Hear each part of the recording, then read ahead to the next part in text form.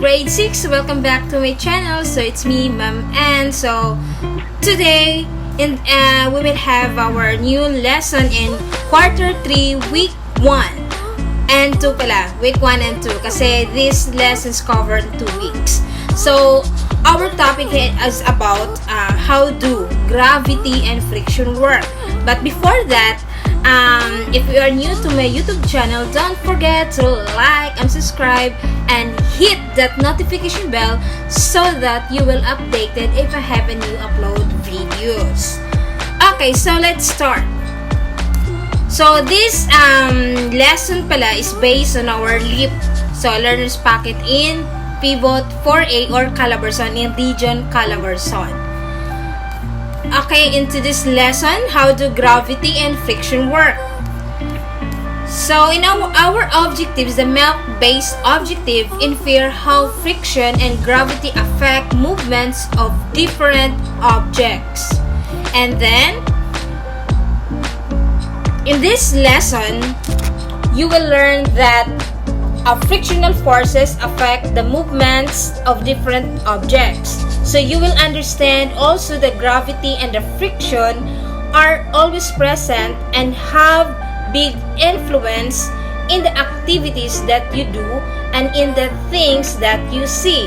So these forces are naturally occurring. So gravity and friction work in your daily life. So both gravity and friction are kinds of forces. So in our previous grade, in grade 5, so science 5, okay, so the different types of forces, what is force, ganun po. So let's differentiate now what is gravity and what is friction. So gravity keeps everything on earth firmly on the ground. Friction is the force that resists the movement of an object sliding against another. Okay, so now let's differentiate or ano ang pinagkaiba ng dalawang to, si gravity at saka si force. So si gravity, siya yung humihila pababa sa ground. So without that force, nakalutang tayo. So while the friction is the force that resists, siya yung parang salungat kay gravity. So it is a kind of a force that resists in our movement, in our daily activities. For example, in sliding against each other, when you grab your palm like this, when you feel the heat, so that is when you move up and down, when you rub your palms, what can you feel? So do you feel cold or hot? So there is a friction over there. So we by the help of our sense in touch. So yan po, nafe-feel natin yan na there is a friction. Okay, so what is frictional force? Frictional force keeps cars from slipping off roads and helps certain machineries function properly. This type of force, which is the frictional force, siya yung nag-ano sa ground for keeping this balance or walang madidisgrasya. Kaya kung saan ang pinaka-ano talaga ng friction doon sa car natin is yung brakes, the gulong, kasi and the road. Kasi kapag yung gulong nyo ay manipis na and then wala na yung parang ano niya na parang spike, ganon, then dadaan siya sa wet roads, tapos smooth pa. So basically talaga na meron talagang accident na mangyayari doon. So okay, pag bago yung gulong mo and then rough road, tapos sunny days at saka warm weather natin, so yun talaga, safe ka doon. Kasi there is factors talaga na with sa lahat ng ating friction, dapat talaga meron tayong mga i-consider. Kasi kapag luma na yung so maano talaga yun, parang tawag nito sa Tagalog, parang numinipis, nipis na ba? Bisaya yata. I don't, basta i-research nyo na lang yung parang kung palagi mo siyang ginagamit. So na, parang I think, i-research nyo na nga, basta sa Bisaya is hilis, or I think nipis yata, yung thin, very thin, matitin na yung So, hindi ko alam yung sa, yung pinaka sa Tagalog talaga. Okay, so, look at the picture. Have you tried going down a slide? Like what the boy is doing or the kids doing on the illustration. So, here, kung nakaranas na ba kayo ng ganyan in your childhood days, ganon. So, if your answer is yes and no, so it's up to you, and then keep in yourself na lang for that question. Slides can be on a pool or a playground. So, yung mga slides is makikita din natin yan sa mga swimming pool and mga resort. And then, yung slides na ganyan is mostly talaga sa mga playground. So, you may have observed that the more upright the slide is, the faster you fall downwards. Okay, kapag sobrang slope yung yung parang ganyan na talaga, so mabilis ka talaga bababa. Kapag hindi naman, slant lang siyang ganon, dahan-dahan ka lang yun pababa. So, the downward force pulling on you towards the ground when you slide is referred to as gravity. So, yung mga force na yan, yung hinihila ka talaga pababa, yun ang tinatawag natin na gravity. Yung sinabi natin downward, so yung arrow talaga nun is pag ganun sa baba, arrow. Okay, downward. Papunta sa baba talaga. Everything na hinagis mo, any object na hinagis mo, bababa talaga yan because of that gravity force. Kaya, pag may itinapon ka tapos hindi siya nababa, naku, magtaka ka na talaga kung ano ang meron dyan. I think tatakbo ka kasi bakit hindi siya nahulog, ganon. So, yun talaga. Dapat talagang mahulog yan because of our gravity. When force between two objects in contact with each other, like clothes you are wearing, rubbing against the slide is an example of friction. Okay, so ito na yung sinasabi ko, nga there is factors to be considered. Na when we say about friction, there's a lot talaga ng factors. Kasi when you slide that, when you going down in that slide, ay bababa ka, lalo na kapag yung it depends on what clothes you are wearing. Kasi pag ang sinuot mo ay basa ka and then cotton, most of the time talaga, sobrang bagal ng hila ng gravity noon. Kasi ang friction is sobrang lakas. Sobrang lakas yung friction niya. And then, kapag ang damit mo naman ang sinuot that time, habang while you're playing in that slides, kapag ang suot mo naman ay silk, so wala talaga siyang friction. Lesser ang kanyang friction na happen doon. Kasi silk is very smooth, a type of clothes siya. Kaya, ganon. Kahit na mabasa siya, very smooth talaga yung silk na clothes. So, kasi, and that specific clothes and the slides, when they rub each other, so there is frictions happening. So, that is friction. Kaya merong ganun po. Minsan nga nabubutas kasi pag nag-slide tayo on the rough slides, nabubutas yung clothes natin kasi rough nga siya. Pero when you slide on a smooth slides, so easy lang. So very smooth lang yung pag-slide mo. So yun lang po ang kaibahan ng gravity at saka ng friction. Gravity and friction also affect every activity that you do, from walking to running, going up and down the stairs, and even when sleeping or just standing on the ground. So there is talaga these types of force, this type of a force, and the gravity and the friction, all in our entire activity, from a simple walking and running and going up and down. So there is a gravity and friction involved. Kasi when you're sleeping nga there's a friction dyan kasi kumot unan when you touch the body in your so mainit. So when you feel that heat, so there is a friction. Kapag merong mainit, lalo sa katawan mo, mainit yung katawan mo, tapos yung nakadamit ka pa ng black, lalo talaga siyang mainit. So, ganun po yun. Okay, when you throw stone upward, when you say upward, pataas, then the stone will fall down.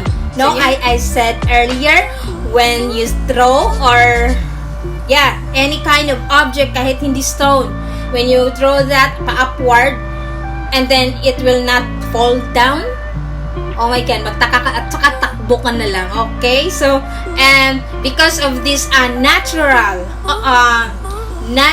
force, so, and everything that will go up, it will fall down. So, yun pa talaga.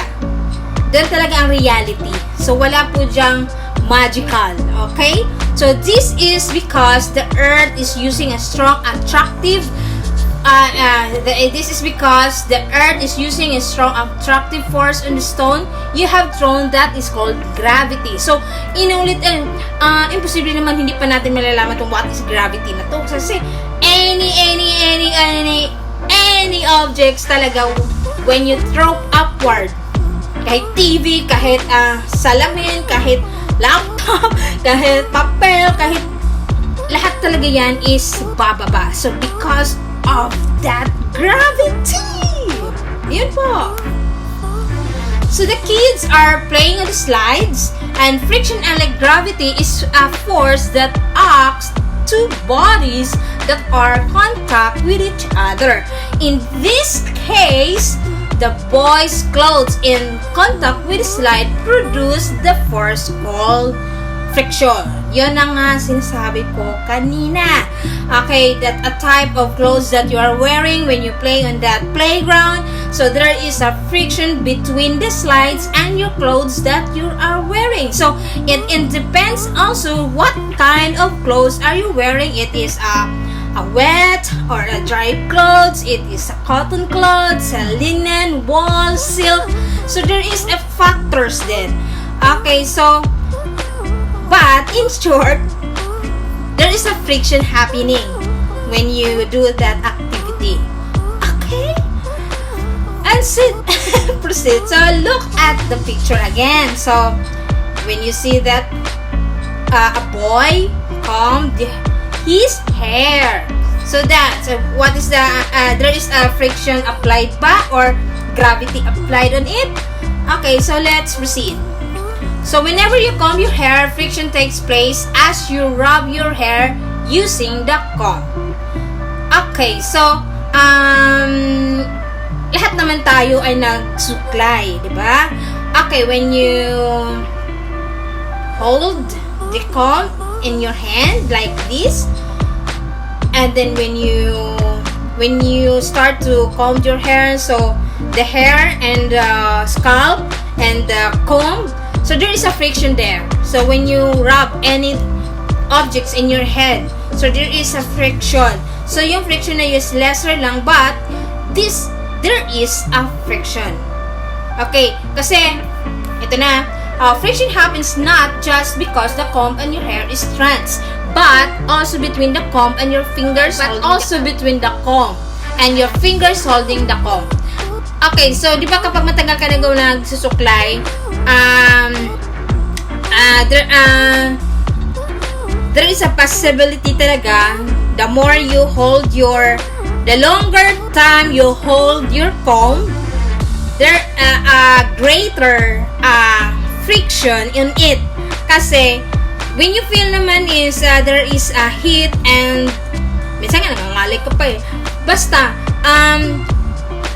you feel it naman kasi as long as you're insensitive, charot, manhid, ganun. For anything naman talaga, any objects that we touch, there is a friction naman talaga nun diba? There's a friction. It's either rough, there's when we feel the texture, the rough and the smooth, so there is a friction over there.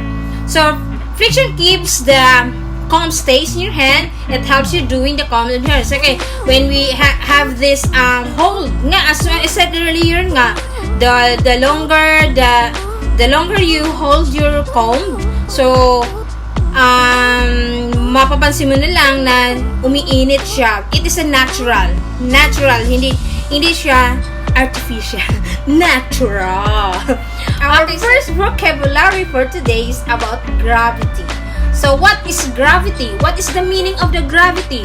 Okay, when your teacher asked you what is a gravity or define gravity and what is the meaning of gravity, so this is your answer. The gravity is a force of attraction of two bodies because of their masses. Kasi it depends din kasi when you throw objects when lighter and heavier, kasi the heavier the objects as there is a strong gravity attraction talaga. Napansin nyo kapag nahulog yung isang bagay, kapag mabigat, sobrang bilis lang yung paghulog niya. When you throw a lighter object, sobrang bagal ng baba niya kasi hindi siya na-attract ni gravity. 'Di ba? Kaya nga sa sa tao, kapag nakita mo yung pressure, there's attraction. No! Okay, so again, so our second vocabulary about friction. So can you define now what is friction and what is the meaning of friction and what is friction? So friction is a force that opposes movement. It always opposite to the direction of the motion. So when you go upward, si friction talaga, siya talaga ang opposite nun. When you go upward, si friction naman is downward. Ganon po siya. Okay? And our learning test 1. So, okay guys, keep on watching kasi I'll give the answer at the end of the video. Okay, our learning test 1. So, study the illustration and answer the questions that follow. Answer the following question in your answer sheet, then answer the 5 questions. First question, what do you think will happen with the sipa? With the sipa if the boy did not catch it with his foot? Do you think it will fall to the ground? Why or why not? Okay. Second, what kind of force acts on the object that makes it move downward every time it is tossed upward? Okay, when you listen me earlier, makasagot ka talaga ito. Lahat ng mga sagot dyan nasa taas lang. Review lang. Okay. Third, does friction act between the sipa and the foot of the boy? Yes or no? Fourth, how does friction act on the movement of direction of the sipa? And fifth, how does gravity and friction affect the object used in the playing sipa? Okay, do you understand? So, you can post it. You can post this video while analyzing the question. Or, I have the soft copy and anytime you download this for your reference and everything. Okay, when thinking about gravity, have you ever speculated what would happen if the axis of the planet moved toward the sun? Okay, so, it is a axis. Baka sinabi ko, ano na naman yung baka sabihin nyo, ano na naman ito pinagsasabi ni ma'am? Ang dami-daming nalalaman. Charot, ang dami-dami naman pinagsasabi, hindi namin alam. So, ito yung si axis. Axis is an imaginary straight line around which an object spins. Earth spins on its axis once every 24 hours. When we say imaginary straight line, imaginary lang talaga siya. Nasa utak lang natin, just like you have an imaginary friend na yung sa tingin ng mga tao nyo ay nababaliw ka, but in your own talaga, you have an imaginary friend na hindi nakikita mo, pero hindi niya nakikita ng mga tao na surrounding you. Just like this imaginary line. Ito, imaginary lang tayo. Sa totoo naman talaga, walang line dyan eh. Imaginary line yan. Kaya ang tinatawag dyan is si axis. Okay? Axis is an imaginary line around with which object spins. Yan. So, the Earth spins on its axis 24 hours. Kaya meron tayong 24 hours. Okay? 24 hours in one day. Umiikot siya doon sa axis. Okay, now we're learning task to activity to sa I said as form of family bonding, perform this activity with your 4 of your family members. So the title of this activity, the observing gravity. So our materials, you need a large tablecloth, large stone, and marble. Marami naman. Kung wala kayong hindi available tong tablecloth, yung kumot, kung hindi naman tuwalya, basta meron lang malaking clothes or anything. Yung large stone is, ano lang siya, andyan lang. Nasa paligid lang natin yan. Yung marble, kung wala kayong marble is small ball. Yan lang po. So, you follow the procedures and how to perform that activity. And if you want a copy of this, or you can post this video to follow the steps on your activity. And table 1, object used in the center. So, you use to stone, the heavy, and the lighter. Yan. So, kailangan mo kasi siyang i-differentiate kung ano yung more attractive sa gravity and sa friction, say heavy stone ba or sa lighter. So you can write your observation in the table. You can copy the table in your answer sheet. And you, again, when you have experiment or activity, so there is a guide question talaga to answer. So we have 4 questions, so you can answer this while performing your activity. So in our learning task 3, so study more about friction by watching the link in the description box. The title, Friction, Law of Action and Reaction sa eskwela, and answer the following questions. So, and the link inside the description box, you have to watch that video. Kasi this lesson naman natin is good for 2 weeks. Hindi mo dapat gawin sa isang araw lang to. Pwede mo i-chop-chop mo tong lesson na to. Today ay gagawin ko yung lesson 1, tomorrow ay gagawin ko lesson 2. Ganun. Kasi huwag mong i-rush, huwag kayong mag-pressure. Okay? So, I have the 5 questions, so you have to answer that in your activity sheet. And our learning task 4, copy the table in your answer sheet, then list the things that might happen if there is no gravity and friction. So, again, copy the table in your answer sheet, and you write at least 5 gravity and friction what might happen kung wala gravity at wala din sa friction. You can write this in your kung section 1 kayo, purely English. Pero pag sa section 2, Taglish. Pag sa section 3, Tagalog, kung anong dialect kayong meron. Pero haluan nyo lang konting English para ma-practice din tayo. And our learning test 5, create a poster advertisement that demonstrate road safety. Use a long bond paper for this project based on output.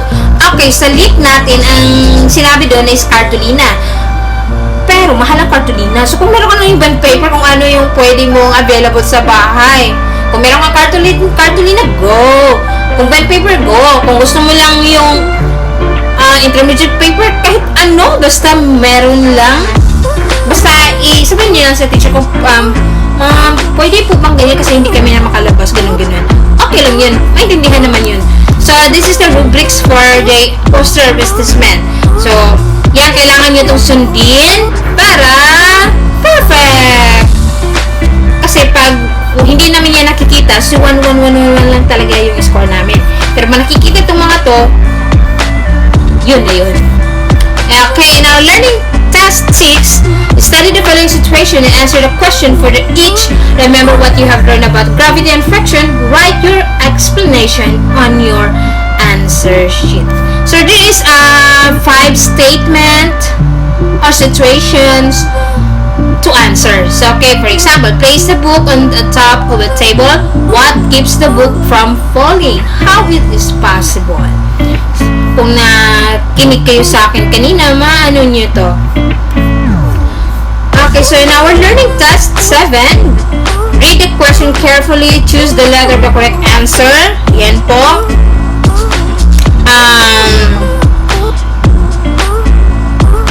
Explain ko pa ba to?